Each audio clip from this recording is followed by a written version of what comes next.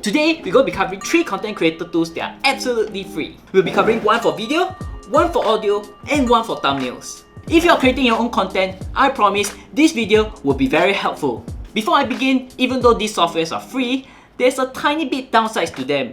I'm not gonna lie. Except for the last one, so more reasons to stick to the end. Sneaky, huh? The first tool, Adobe Podcast Enhanced Speech. If you don't own a microphone and your video is kinda noisy, this software is gonna do some magic. Simply do a search for Adobe Podcast and upload an audio clip which you like to enhance and let it load.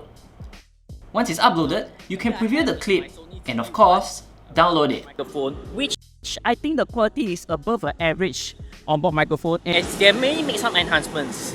Now comparing with the DLT-D4, which is a dedicated boom microphone, how much the difference is. As you can hear now, probably there are a lot of vehicles moving. Here is the before. My Sony ZV-1 with the onboard microphone, which I think the quality is above an average. Now comparing with the DLT-D4, which is a dedicated boom microphone, how much the difference is. As you can hear now, probably there are a lot of vehicles moving. And here's the after. ZV-1 with the onboard microphone, which I think the quality is above an average. Now comparing with the DLT-D4, which is a dedicated full microphone, how much the difference is. As you can hear now, probably there are a lot of vehicles moving. Just in case you guys are curious of what it does to a really good audio clip, let's do an indoor test right now. Adobe Podcast Enhanced Speech. Adobe Podcast Enhanced Speech. So what is the downsides of having this software? Is that it only stabilizes audio clips. So if you will have to have a video clip, you will need to separate the audio track separately. Separate the audio track separately. It is also not a perfect tool and might make your audio sound a little bit like in a fish tank. Get me out! So unless you're an audiophile, you will definitely appreciate what this software can do for your audio game. Next up is Sony's Catalyst Browse software. This is a free software by Sony that helps you to stabilize your footage from this to this. Wow! Simply start by doing a search for Sony Catalyst Browse. You know you're on the correct page when you see most of the things are in purple in color.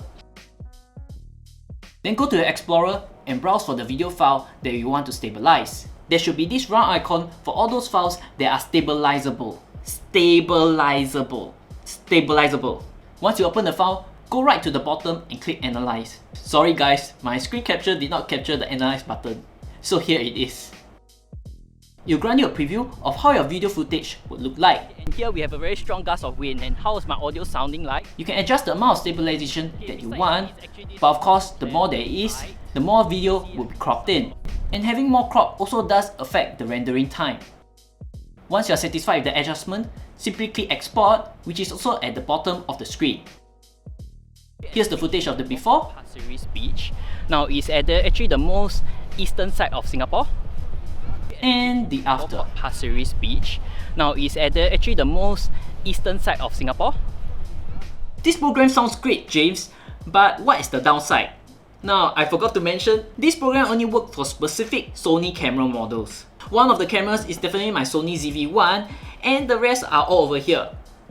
I'll leave an updated list of the camera models down in the description below, but having it does make a huge difference. The stabilization is really good, even as close to having a gimbal. If you're curious, here's just a quick 10-second video of how it looks like with other softwares. Before we move into allow softwares, if you guys are enjoying this video, do give me a thumbs up and of course subscribe down below. And since we're on commercial break, let me show you guys how my studio looks like for all those who are curious of my new setup. So right, here is my new setup and here is my light and my table. And just in case you guys are curious, this is just my bed sheet and a blanket, which able to definitely cut down on the sounds. I'm sure you guys have noticed that the first few videos which I shot in my studio does sound a bit more echoey. And you can see up close we have this my usual Rode Video Mic Go, my A6400 with the Sigma 16mm 1.4. And for my top-down shot, I have this little bar over here which I usually mount my top-down camera, which is the one that we are using, the Sony ZV-1. I hope you guys curb your curiosity. Let's move on to our third and final tool, which is Canva. Canva is a free online tool that helps to edit your thumbnails. Simply do a search or type in canva.com.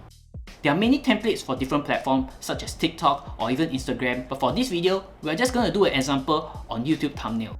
Simply do a search for YouTube thumbnails, simply click on it. Now we're going to try out this template, and of course assuming that you've already shot your thumbnail image. Once it's uploaded, you can play with the different elements within the template, such as the text, colors, or other graphic elements. Once you're done, click on share and download. You know what's best about this software? As mentioned at the start, there are no downsides. You can literally use it to design almost any collaterals that you want. So, which of these softwares do you really like or are already using? Leave me down in the comments below. If not, I'll see you guys in the next video.